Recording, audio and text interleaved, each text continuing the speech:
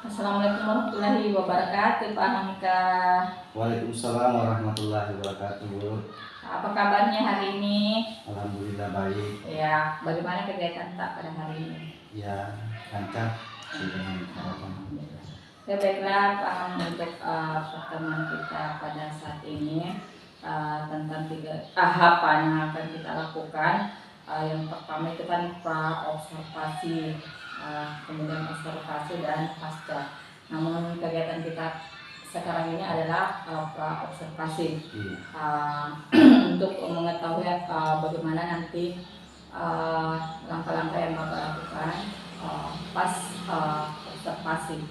Yang pertama, Salam kepada Pak Guru. Assalamualaikum warahmatullahi wabarakatuh. Waalaikumsalam warahmatullahi wabarakatuh.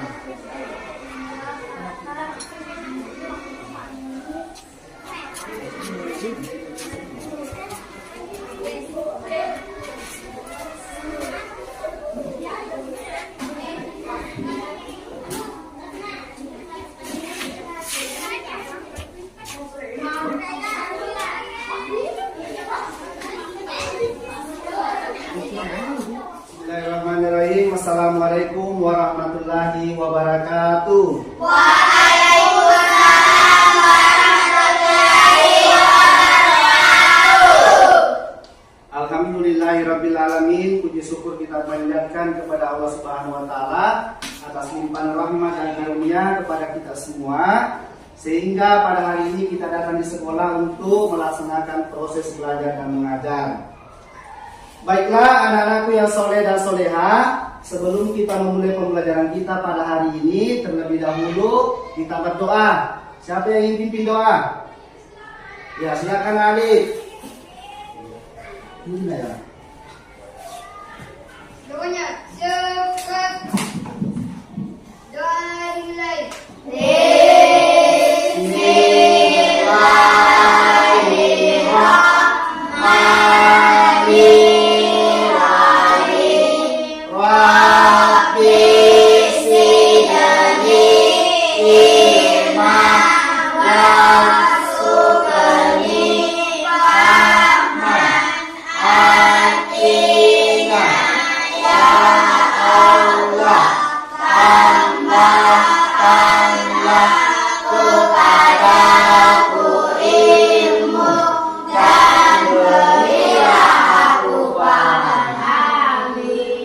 Lanjut membaca surah Al-Qadar.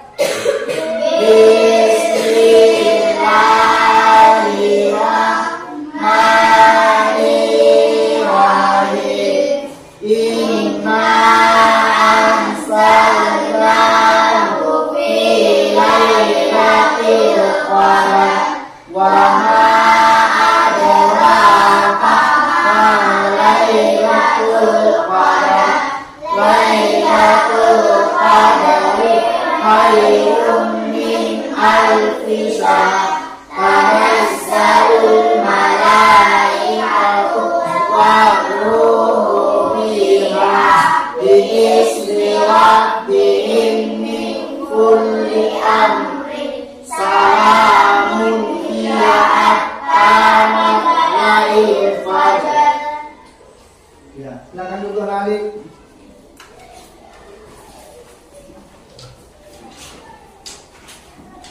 Baiklah, anak-anak yang soleh dan soleha, bagaimana kabarnya hari ini? Sehat?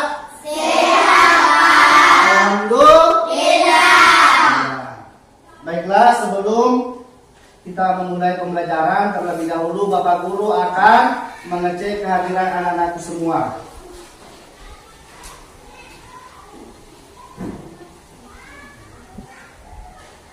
Alki, Hadir Pak. Adrian, Hadir Pak. Alif, Hadir Pak. Suci, Hadir Pak. Rasna. Hadir Pak. Baiklah, anak-anak semua sudah siap untuk belajar, nak? Siap, Jadi baiklah anak-anakku semua, sebelum kita memulai pembelajaran, kita sama-sama dulu membaca selawat ya nak?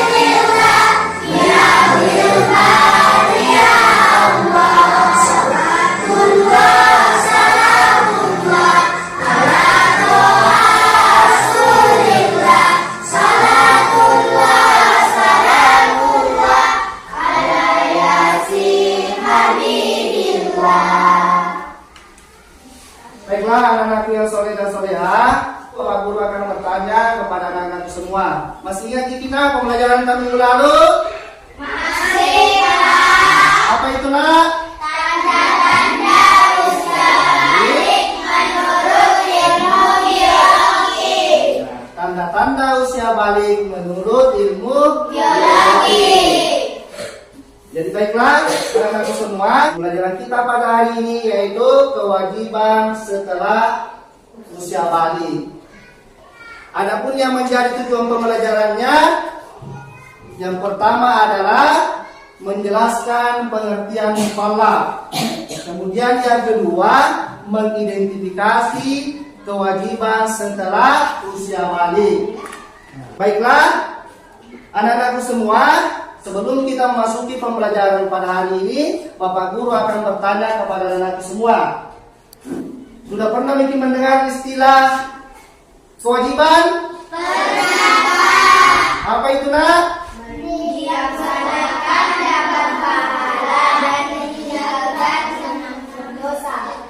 Kewajiban itu kalau dikerjakan mendapat pahala dan ditinggalkan mendapat dosa, berarti sesuatu yang harus kita lakukan.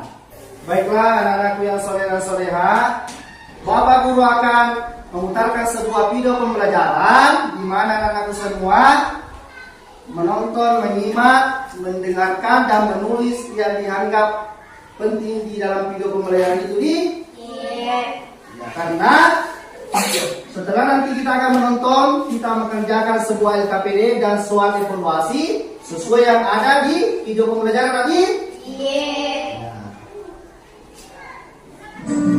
Silakan tadi perhatikan, dengarkan dengan baik.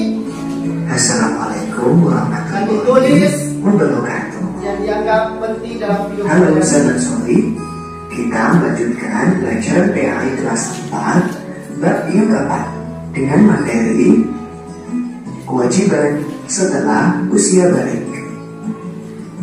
Tanda-tanda balik telah kita pelajari bersama. Nah, selanjutnya sangat penting bagi kalian untuk mengetahui kewajiban-kewajiban yang harus dilakukan oleh anak yang telah balik atau dewasa. Bila kalian telah mengalami tanda-tanda balik, berarti kalian telah disebut mukallaf. Mukallaf artinya orang dewasa yang wajib menjalankan hukum agama. Semua aturan agama wajib kalian indahkan. Aturan dalam akidah, ibadah, dan juga akhlak. Seluruh perbuatan akan dibalas oleh Allah. Amal baik dibalas dengan pahala dan amal buruk dengan dosa. Berikut aturan-aturan yang wajib kalian patuhi setelah balik atau dewasa. Yang pertama, sholat fardu.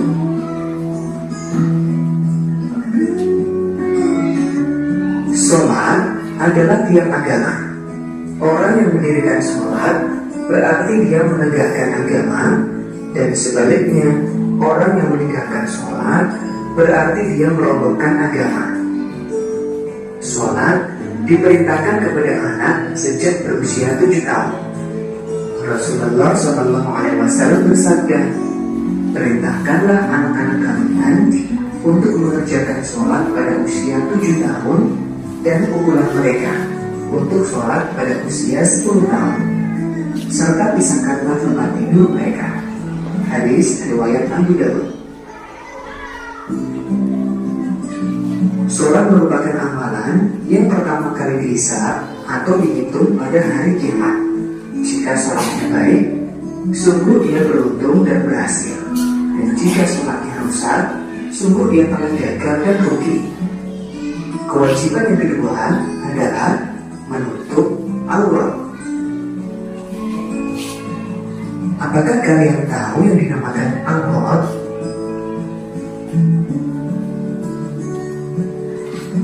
Aurat ialah bagian tubuh manusia yang harus ditutupi menurut ketentuan syariat.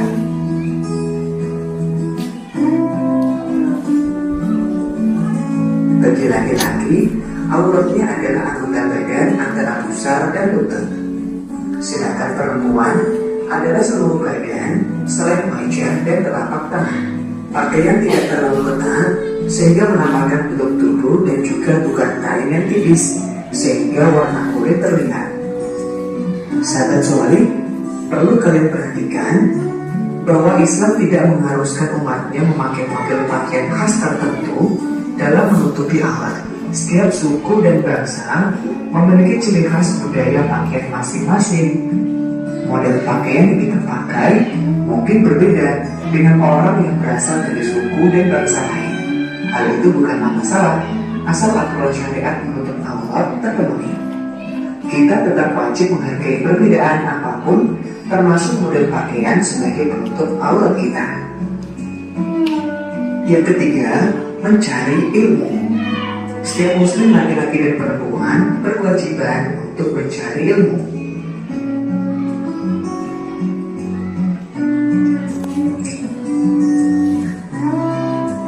Kewajiban mencari ilmu sejak seseorang lahir sampai meninggal dunia. Anak yang telah balik dibebani hukum syariat. Wahyu pertama yang turun kepada Rasulullah adalah Iqra, yang artinya bacalah. Ini menunjukkan pentingnya ilmu pengetahuan. Allah akan mengangkat derajat orang beriman dan berilmu. Kemudian, bagaimana sikap kita?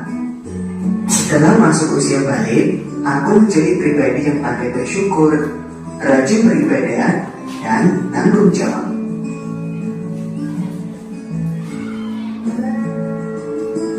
Mencari teman yang baik dan menjauhi yang buruk.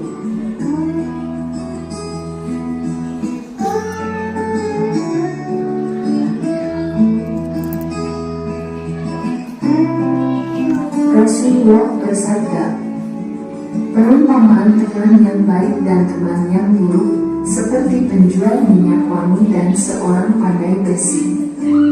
Penjual minyak wangi mungkin akan memberimu minyak wangi, atau kau bisa membeli minyak wangi darinya. Dan kalaupun tidak, kau tetap akan mendapatkan bau harum darinya. Sedangkan pandai besi bisa jadi percikan apinya mengenai pakaian. Dan kalaupun tidak, kau tetap akan mendapatkan bau asapnya yang tak sedap. Hadis riwayat Al-Bukhari. Demikian materi hari ini, mudah-mudahan bermanfaat. Wassalamualaikum warahmatullahi wabarakatuh.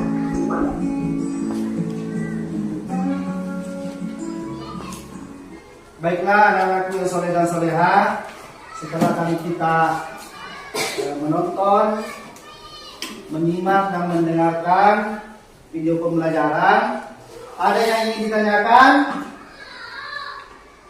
Ya, coba Nalik. Bagaimana Pak kalau sudah berumur 10 tahun tapi belum sholat? Ya, jadi pertanyaan yang sangat bagus. Bagaimana katanya kalau sudah berumur 10 tahun tapi tidak melaksanakan sholat? Nah, siapa yang ingin menjawab pertanyaan Alif? Iya, coba Anak Saskia. Ya, apa jawabannya? Ya, jawabannya sudah tepat sesuai dengan hadis Rasulullah. Ketika sudah berumur 10 tahun tidak melaksanakan sholat, maka anak tersebut dipukul. Nah, baiklah, selanjutnya masih ada yang ingin bertanya? Ya, silakan Rasna. Bagaimana Pak kalau sudah dewasa tapi tidak menutup aurat? Ya, jadi pertanyaan saya bagus. Bagaimana katanya sudah dewasa tapi tidak menutup aurat? Ya, untuk itu ada yang menjawab pertanyaan Rasna? Ya, coba silakan Asbian. Berdosa karena menutup aurat. Jadi jawabannya sudah tepat. Berdosa karena menutup aurat adalah wajib. Nah, selanjutnya siapa lagi yang ingin bertanya? Ya, silakan Randi. Kenapa Pak harus menuntut ilmu? Apa coba dulu naik? Kenapa Pak harus menuntut ilmu? Ya, jadi pertanyaan yang sangat bagus. Kenapa katanya Pak harus menuntut ilmu? Nah, untuk itu ada yang bisa menjawab pertanyaan Randi? Iya, coba Naika. Supaya menjadi anak pintar. Iya, jadi jawabannya sudah bagus, sudah tepat tadi. Nah, supaya menjadi anak yang pintar. Baiklah anak-anak yang soleh-solehan. Nah, kalau tidak ada lagi yang ingin bertanya, Bapak Guru akan membagikan sebuah LKPD. Di mana nanti LKPD itu akan dikerjakan secara berkelompok. Nah, sesuai tadi apa yang kita dengarkan, apa yang kita lihat dalam video pembelajaran itu paham kita?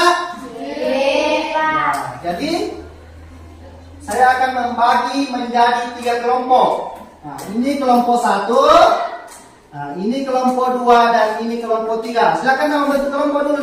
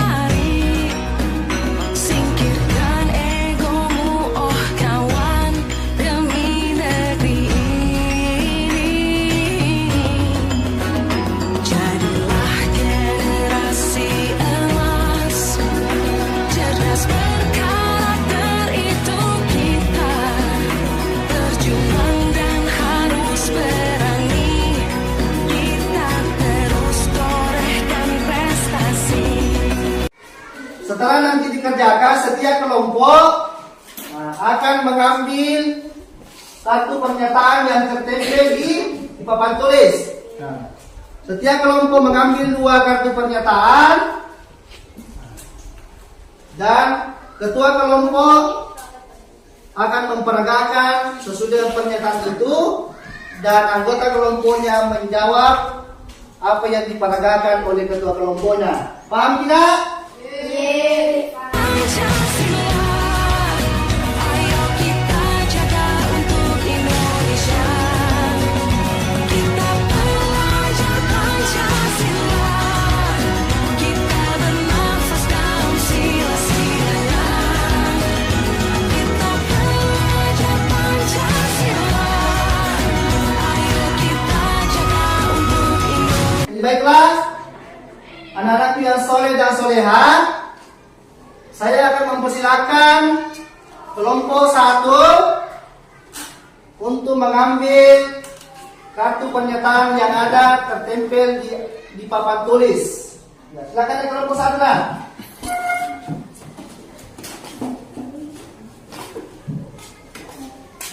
Ketua kelompoknya mengambil 2 kartu pernyataan. Nah, kemudian satu kelompok di sini tadi ciri kinaya. Jadi ketua kelompoknya memperagakan kartu pernyataan ini dan anggota kelompoknya menjawab tadi. Nah, paham Ki? Nah, kita dekat kinaya. Nah. Ya, jadi silakan diperagakan ada.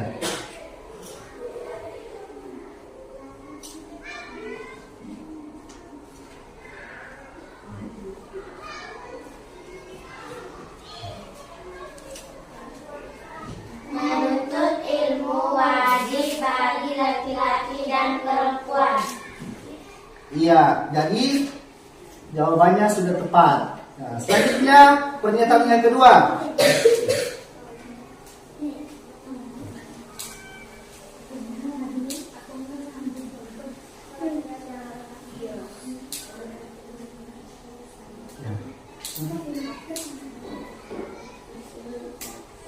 Menuntut ilmu adalah belajar membaca, menulis, dan sekolah.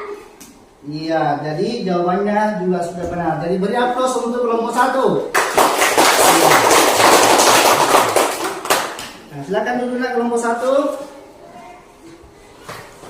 Nah, selanjutnya saya persilakan kelompok 2 untuk mengambil kartu pernyataan.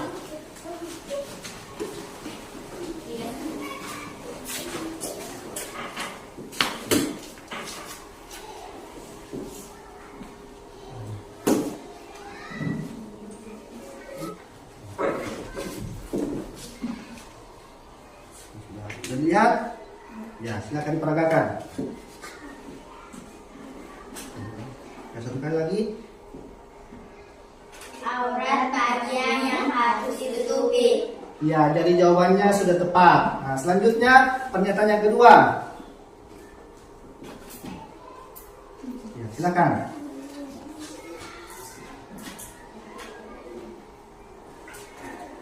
Nah, langsung.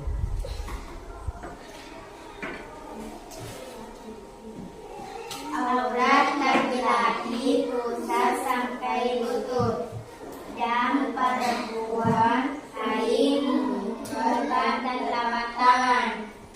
Jawabannya sudah tepat, nah, namun kurang lancar tidak? Nah, jadi untuk itu beri aplaus kelompok 2. Silakan dulu lagi. Selanjutnya kelompok 3. Ketua kelompoknya silakan ambil 2 pernyataan. Sudah paham kira? Ya, silakan peragakan.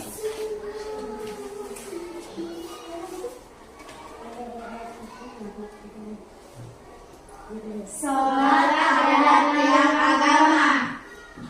Jadi jawabannya sudah tepat. Jadi sholat adalah tiang agama.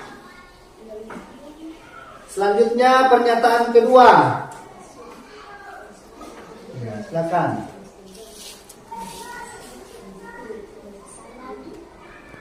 Sholat fardu 5 kali sehari semalam. Iya. Jadi jawabannya sudah tepat. Salat fardu 5 kali sehari semalam. Beri dulu aplaus untuk kelompok 3. dulu lagi. Baiklah anak-anakku yang soleh dan soleha, setelah kita mengerjakan LKPD secara berkelompok dan kita sudah mengambil dua pernyataan masing-masing kelompok, alhamdulillah anak-anakku semua dapat mendemonstrasikan pernyataan itu dan anggota kelompoknya menjawab dengan tepat dan benar. Untuk itu, Bapak Guru akan membagikan sebuah tes evaluasi. Nah, di mana nanti anak-anak semua ini akan menjawab secara perorangan lagi, secara individu, tidak lagi kerjasama lagi. Bangun dan bukalah matamu, saatnya meraih mimpimu. Arahkan pandangan ke depan, Tuhan kan menuntunmu. Sadarilah masa berganti, tantangan kan kita hadapi. Bergandeng tangan untuk negeri, era kita menanti berseri. Kita pelajar Pancasila. Jadi baiklah anak-anak semua, jangan kehidupan nanti tulis nama dan kelasnya di lembar tes evaluasi. Kemudian anak-anakku semua dikerjakan sesuai tadi apa yang kita sudah nonton, apa yang sudah kita dengarkan dalam video pembelajaran itu. Perbedaan, berpegang tangan dan berlari. Singkirkan egomu, oh kawan, demi negeri ini. Jadilah generasi emas, cerdas berkarakter itu kita. Berjuang dan harus berani, kita terus torehkan prestasi.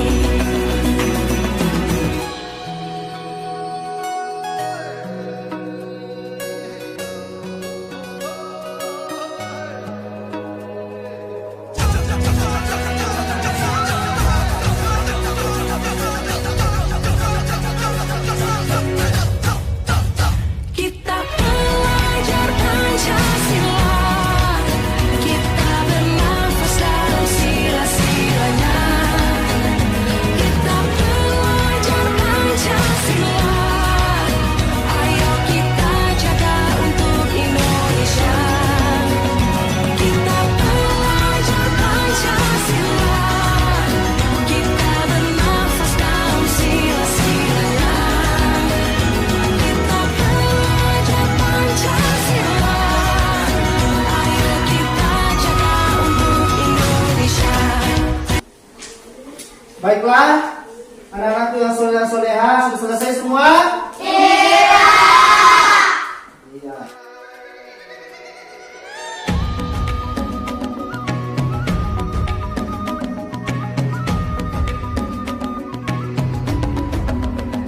Bangun dan bukalah matamu, saatnya meraih mimpimu.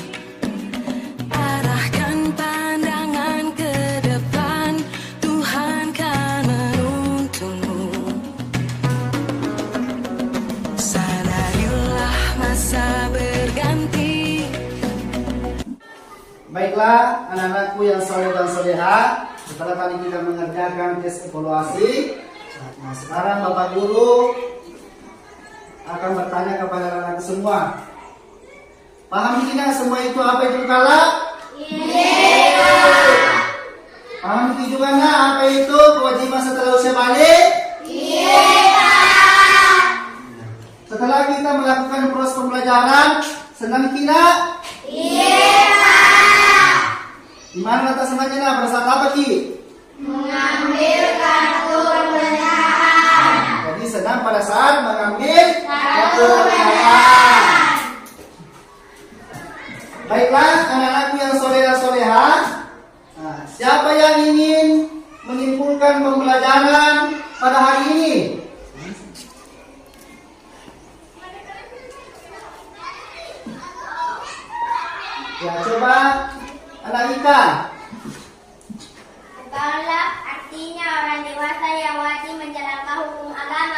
Ya, jadi kesimpulan yang sangat bagus. Mukallaf adalah orang dewasa yang wajib menjalankan hukum agama. Nah, selanjutnya siapa lagi yang menyimpulkan? Ya, coba silakan Ali. Kewajiban setelah usia balik yaitu sholat fardu, menutup aurat, dan menuntut ilmu. Iya, jadi kesimpulan yang sangat bagus. Karena kewajiban setelah usia balik yaitu sholat fardu, menutup aurat, dan menuntut ilmu atau mencari ilmu. Jadi berikan aplaus kepada Ika dan anak Alif karena sudah menyimpulkan dengan bagus.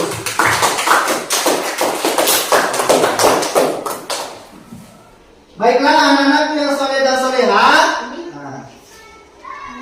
Minggu depan kita akan mempelajari tentang kisah Nabi Muhammad SAW hijrah ke Madinah. Coba diulang abang, pelajaran minggu depan. Kisah Nabi Muhammad SAW hijrah ke Madinah. Jadi untuk itu anak-anakku semua setelah nanti pulang di rumah mencari materinya lagi, bisa dicari melalui internet. Dicari di HP lagi, jangan cuma main game di HP lagi, tapi cari materi pembelajaran ke depan lagi. Sudah paham? Iya, Pak. Jadi baiklah anak-anakku yang soleh dan solehah. Bapak guru pesan kepada anak-anakku semua, ketika pulang di rumah nak, memberi apa nak? Memberi salam di? Salam. Setelah itu apa lagi? Jabat tangan dengan kedua orang tua. Bisa sama neneknya. Selanjutnya harus tadi menuntut ilmu atau mencari ilmu. Nah, salah satunya adalah kita datang di sekolah untuk belajar. Baiklah anak-anak yang soleh-solehah. Untuk itu kita mengakhiri pembelajaran kita dengan membaca doa. Siapa yang memimpin doa? Ya, silakan Alif.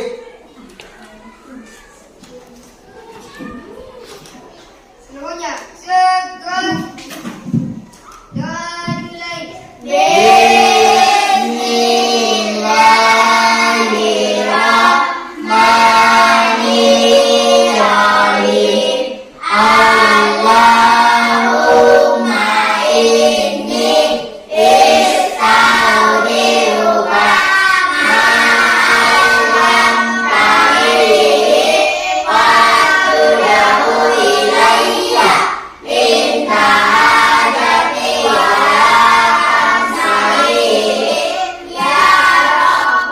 Warahmatullahi wabarakatuh, Pak Hamka.